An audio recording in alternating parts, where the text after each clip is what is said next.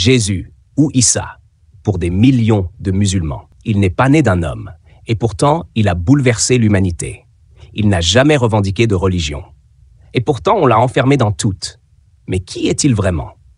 Pourquoi l'islam le reconnaît-il comme Kalimat Allah, la parole de Dieu?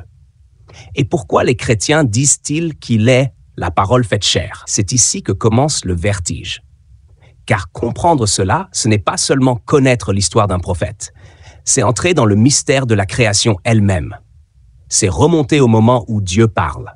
Et quand Dieu parle, l'univers s'ouvre. Dans le Coran, Jésus est décrit d'une façon unique. Aucun autre prophète n'est nommé ainsi. Il est une parole de Dieu envoyée à Marie, un esprit venant de lui. Pas né de chair et de sang, pas le fruit d'une passion humaine, mais le fruit d'un décret. Dieu a dit « sois » et il fut. Ce n'est pas une simple formule, c'est une révolution théologique. Car cette parole-là, ce n'est pas un message, ce n'est pas un livre, ce n'est pas une révélation dictée. C'est un être vivant, un homme façonné directement par le Verbe créateur. Jésus ne descend pas d'un père humain, il descend directement du Verbe. Ce Verbe que Dieu utilise pour créer le monde dans la Genèse. Ce Verbe que les mystiques entendent dans le silence. Ce Verbe qui est lumière, souffle, mouvement. Et les chrétiens iront encore plus loin. Ils diront que ce Verbe, cette parole éternelle, est Dieu lui-même, et que cette parole a pris chair. Elle est descendue dans le monde, elle s'est faite enfant, elle s'est faite homme, elle a marché, elle a pleuré, elle a aimé, elle a pardonné. Et le Verbe s'est fait chair, et il a habité parmi nous. Ce n'est plus seulement une création, c'est l'infini qui entre dans le fini. L'éternel dans le temporaire, Dieu dans l'homme. Jésus, dans cette vision, n'est pas seulement porteur de la parole. Il est la parole. Il est le lien entre le ciel et la terre. Un pont vivant, une vibration divine mise en corps.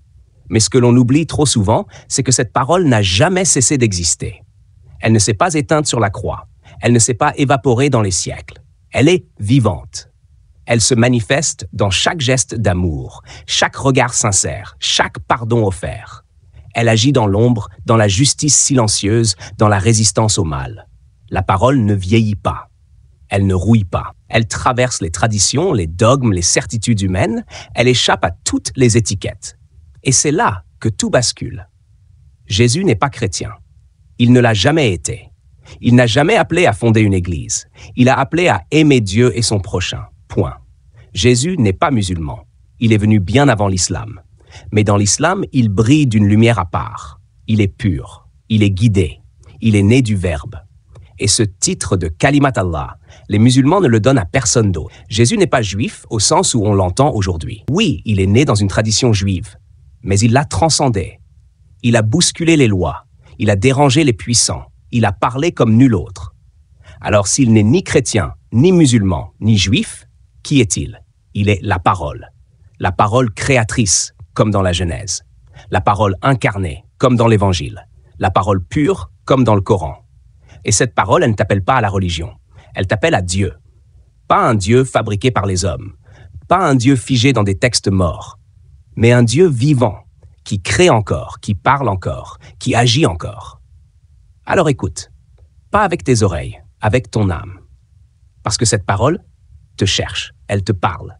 Elle veut faire en toi ce qu'elle a fait à Marie. Donner naissance à quelque chose de divin. Dans l'islam comme dans la Bible, la parole de Dieu n'est pas une simple vibration. Ce n'est pas un son dans l'air, c'est une force créatrice. Une force qui agit, une force qui change le réel.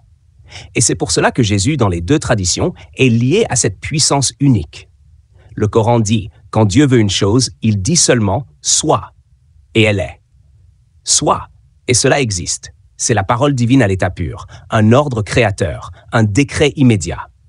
Et quand on regarde la Bible, que fait Jésus, ce Verbe incarné? Il ne fabrique pas avec ses mains.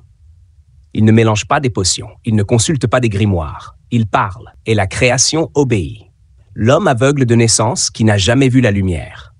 Jésus crache à terre, fait un peu de boue, l'applique sur ses yeux et dit « Va te laver ». Et l'homme voit. Ce n'est pas la boue qui guérit.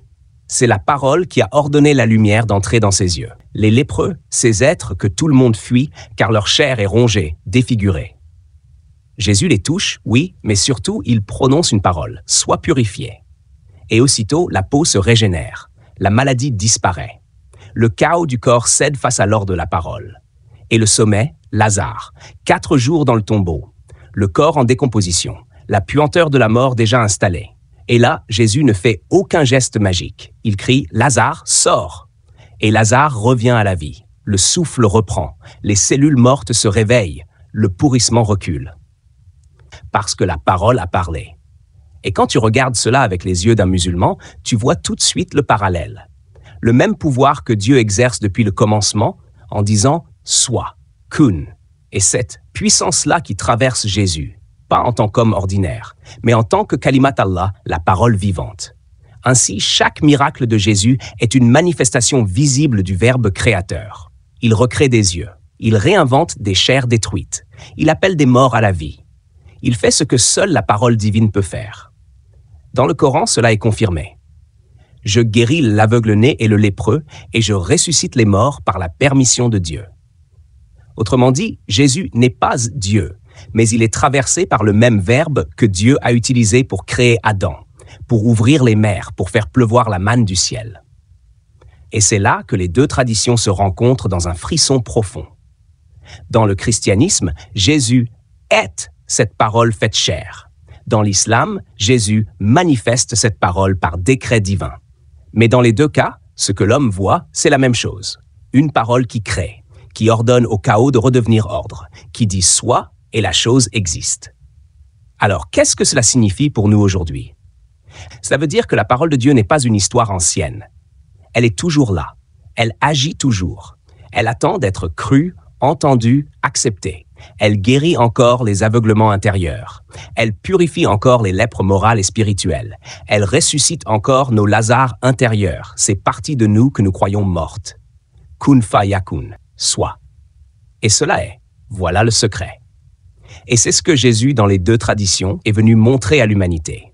Que Dieu parle encore, que sa parole crée encore, et qu'en elle, il y a la vie. Alors maintenant, écoute bien.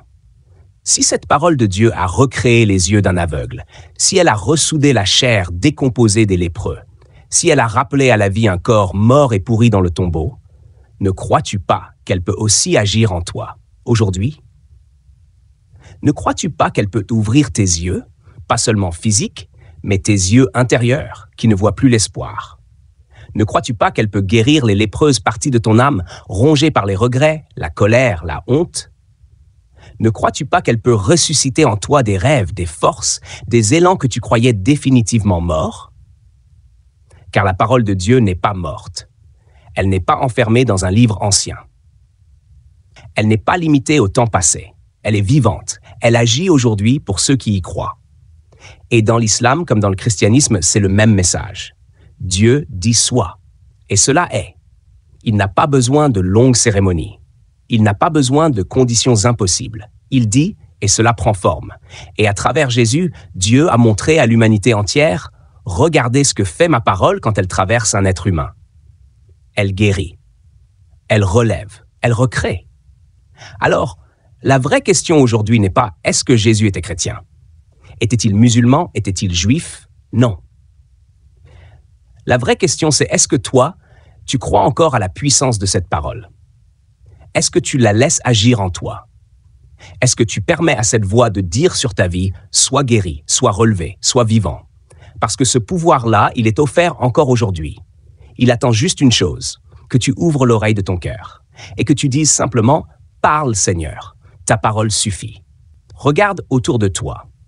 Aujourd'hui encore en Afrique, les marabouts, les cheikhs, que font-ils? Ils ne manipulent pas des machines, ils ne donnent pas des médicaments. Ils parlent. Ils prononcent des formules, des invocations tirées du Coran. Ils utilisent la parole, parce qu'ils savent qu'il y a dans cette parole une force qui agit. Ils savent que le monde invisible obéit à ce qui est proclamé avec foi. Et cette idée-là, ce n'est pas nouveau. C'est déjà inscrit dans le Coran. Il dit « Sois et cela est » kun fayakun. C'est la formule créatrice par excellence, le secret derrière tout changement dans ce monde. Mais là où cela devient encore plus puissant, c'est quand tu regardes la figure de Jésus.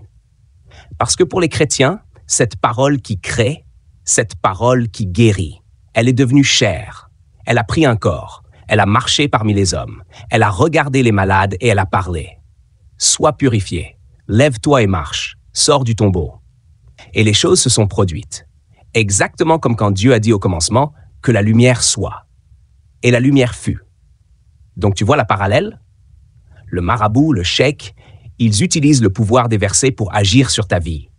Mais Jésus, lui, est cette parole en personne. Chez lui, il n'a pas besoin d'emprunter. Il parle, et cela se produit. Il est l'incarnation même de ce kun fayakun que les musulmans reconnaissent. Et ce n'est pas un hasard si le Coran dit de lui « Kalimat Allah », la parole de Dieu. Parce que tout ce qu'il fait, il le fait par la parole. Pas par des potions, pas par des gestes spectaculaires, par la parole créatrice. Quand il a ouvert les yeux de l'aveugle, quand il a guéri les lépreux, ces corps rongés que tout le monde fuyait, quand il a ramené Lazare de la mort, ce n'était pas de la magie, ce n'était pas du spectacle.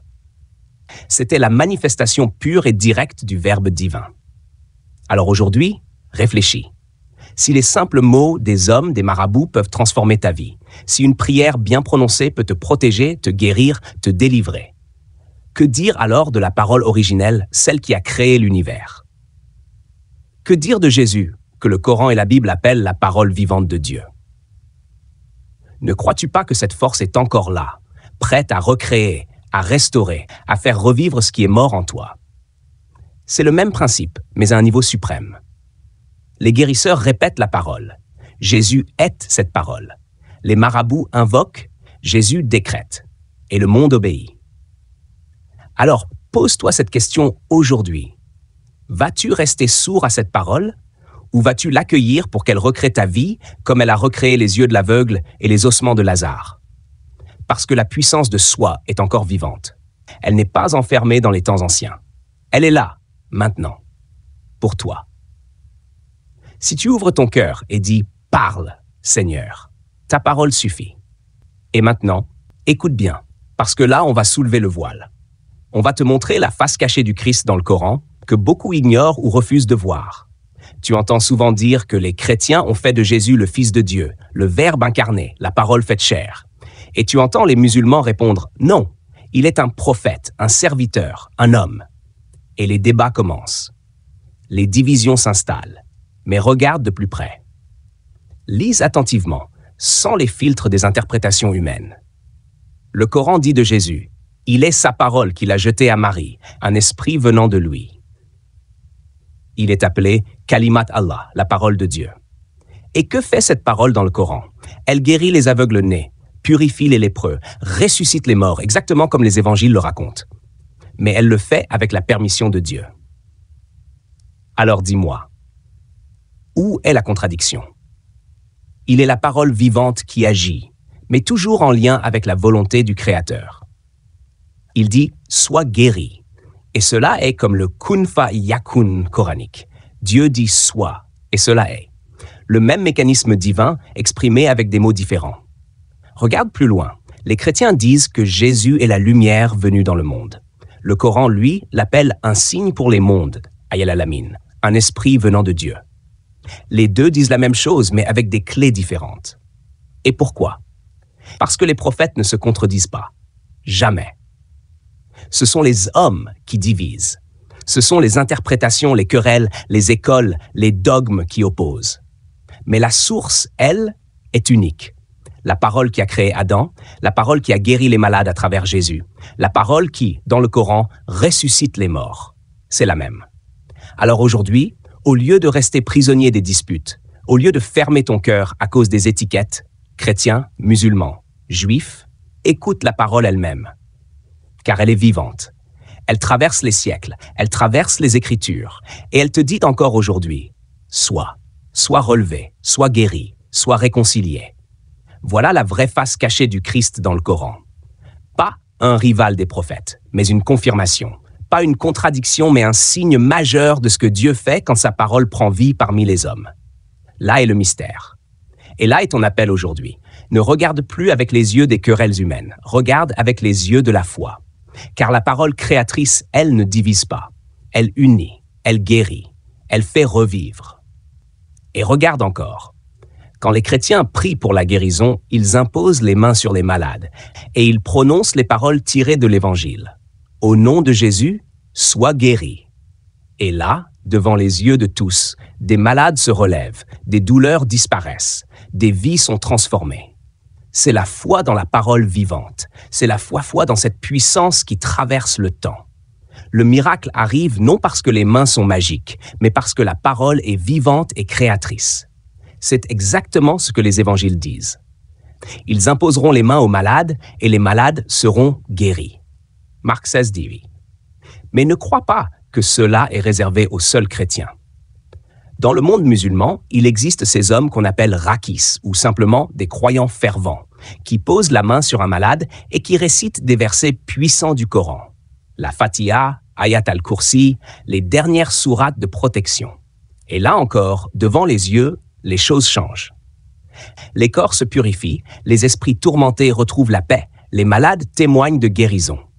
Les paroles prononcées, que ce soit au nom de Jésus ou Bismillah, agissent car elles invoquent le même Dieu créateur, celui qui dit « sois » et la chose est. Regarde bien, chez les chrétiens, on parle de l'onction qui descend quand on prie avec foi. Chez les musulmans, on parle de baraka. Cette énergie divine qui se transmet par les paroles du Coran est la foi sincère. Tu comprends maintenant? Ce n'est pas la technique, ce n'est pas la religion en elle-même, c'est la connexion à la parole vivante qui crée le miracle. Et cela, que tu sois en Afrique, où des marabouts guérissent en prononçant les paroles du Coran, ou dans une église de réveil, où les pasteurs imposent les mains et proclament les versets bibliques. Le schéma est le même. La parole est lancée, et elle agit, parce qu'elle est l'écho du kun fa yakun éternel. Voilà pourquoi les prophètes ne se contredisent pas. C'est l'homme qui divise, mais la force derrière les miracles est unique. Et le Christ, dans le Coran, n'est pas un simple personnage secondaire. Il est la parole qui agit, il est le signe pour ceux qui veulent voir. Il guérit les lépreux, il ouvre les yeux des aveugles, il ressuscite les morts, pas par ses muscles, mais en prononçant les mots que Dieu lui inspire. Comme un canal, comme un transmetteur de la puissance. Alors, aujourd'hui, toi qui écoutes, ne t'arrête plus aux étiquettes. Chrétien, musulman, regarde le fond. C'est la même source qui coule. C'est la même parole qui crée, qui guérit, qui fait revivre. Elle attend juste que tu la prononces avec foi.